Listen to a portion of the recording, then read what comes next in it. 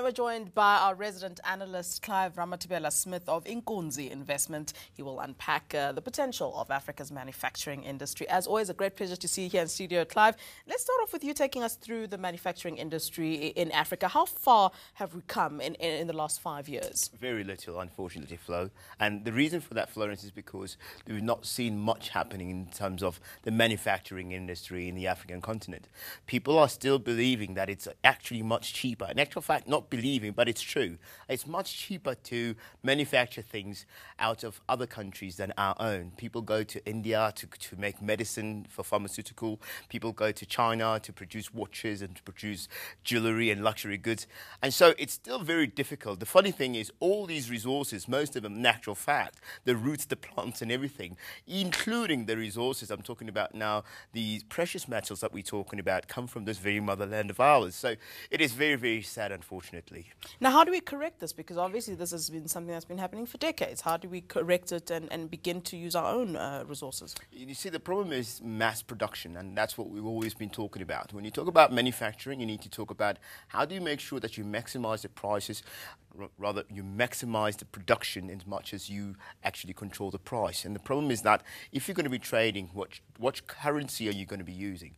I'll give you an example. If you were to produce, for example, textile goods here locally in South Africa, you might find that because of the quality and the amount, or rather the numbers, are not actually so massive that this is mass production we're referring to. They're not big enough to actually make a competitive rate against the likes of Brazil, China, Russia, or even the likes of Indonesia, for example. So we're still struggling to create mass production so that we can compete, in actual fact, on pricing, so that these things can be exported and actually be sold outside our borders. And it's a very, very difficult situation. Right. Now, the continent mostly manufactures textiles, as you mentioned, and vehicles. How can we diversify into other sectors if those sectors themselves need bigger production, need mass production? Yeah, that's very, very important in what you're asking now. Now, we need somehow to create mass production. And the only way you can create mass production is if you have enough demand.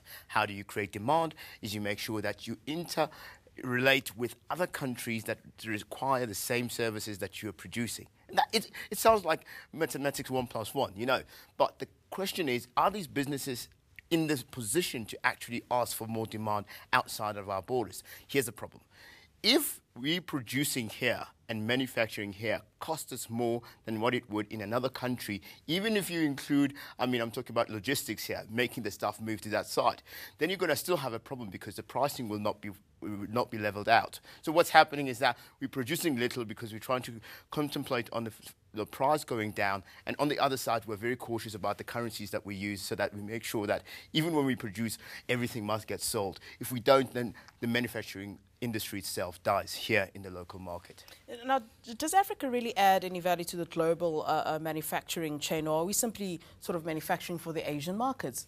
No, we do have some sort of exposure to different other markets like South America, like the Mexicans. We do have some exposure there. We do actually manufacture for some of the Australasian countries as well. So that is very, very important for us as partnerships.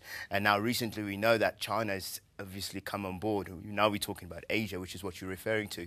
That is our biggest market, and that's the problem, is that is our biggest market. So we rely so much on what happens in China. That's why every time there's something in China, if the GDP is not looking strong, if the demand is not great, if precious metals are not selling, then we have a serious problem in the manufacturing industry here. We've got that thing called the PMI, the Purchasing Managers Index, which helps us to calculate what it is that is required.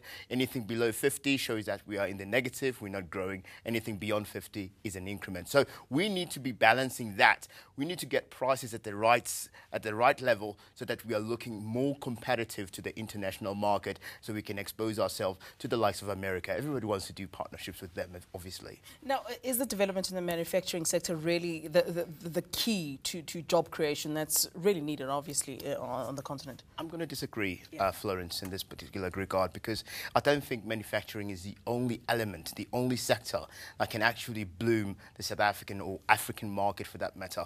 I think there's a number of things that we could do locally as the African people in the African countries, that we can do that intercontinental story that I always preach, that if business can do business here in Africa, instead of relying on China, Russia, America, and other, we can do better ourselves as a continent rather than relying on other people. We've got resources that we can swap around. We can negotiate prices. If need be, we have to use one currency, whether it be the rand or the indala, it doesn't matter.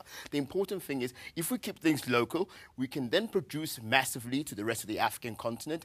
On top of it, the price competitiveness will be much greater than those of our other counterparts, such as China, India, and the likes of Indonesia. So let's make it competitive here, so that the market starts and begins and ends here locally. If we need to produce things, let's not go and send things to China to be produced and manufactured. Let's send it to Nigeria, let's send it to Rwanda if that is going to help. But at the moment, the expenses on the manufacturing side, why we can't grow in scale in the African continent, because we rely on other nations outside of our borders.